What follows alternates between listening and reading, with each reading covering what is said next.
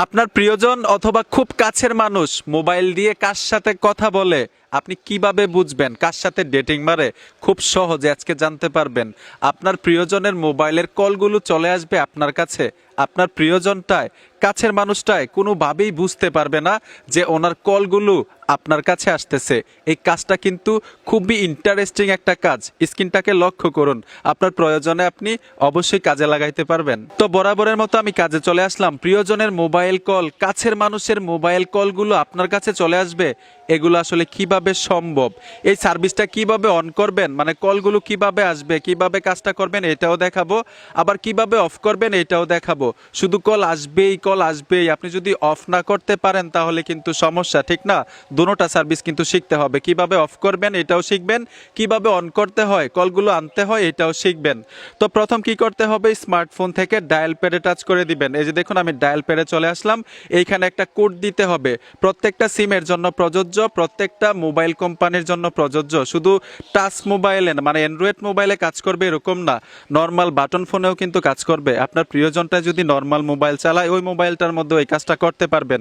এখন ডায়াল প্যাডে এসে এখানে একটা কোড দিতে হবে, *21*, তারপর হচ্ছে আপনার নাম্বারটা দিয়ে দিবেন।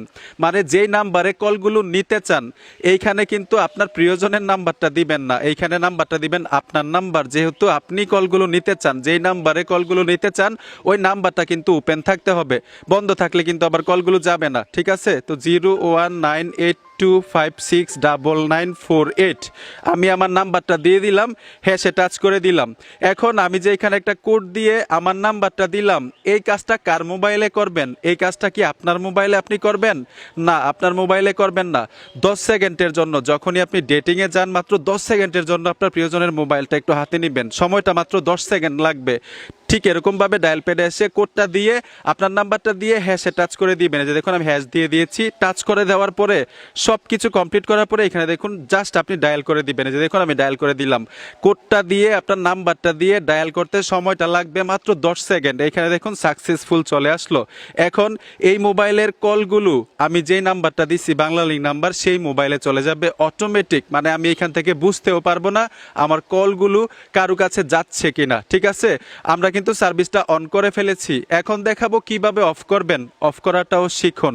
অফ করার জন্য প্রথম কি করতে হবে, একইভাবে ডায়াল প্যাডে চলে আসবেন। ডায়াল প্যাডে এসে এই সার্ভিসটা অফ করার জন্য ডায়াল প্যাডে এসে #21# দিবেন।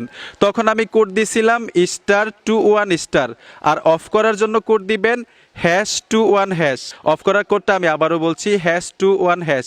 এই কোডটা ডায়াল করলে কিন্তু সার্ভিসটা অফ হয়ে যাবে। যে দেখুন আমি কোডটা ডায়াল করে দিলাম, সার্ভিসটা অটোমেটিক ডিজেবল হয়ে যাবে, মানে কাজ করবে না। যে দেখুন ডিজেবল অলরেডি। কিন্তু দুটোটা সার্ভিস আপনাদেরকে সহজভাবে বুঝাইছি কিভাবে অন করতে হয়, কিভাবে অফ করতে হয়। বন্ধুরা অবশ্যই একটা বিষয় মাথায় রাখবেন, নিজের প্রয়োজনে কাজে লাগাবেন। তো এই ছিল আজকের ভিডিও, দেখা হবে নতুন ভিডিওতে। ধন্যবাদ এতক্ষণ সাথে থাকার জন্য।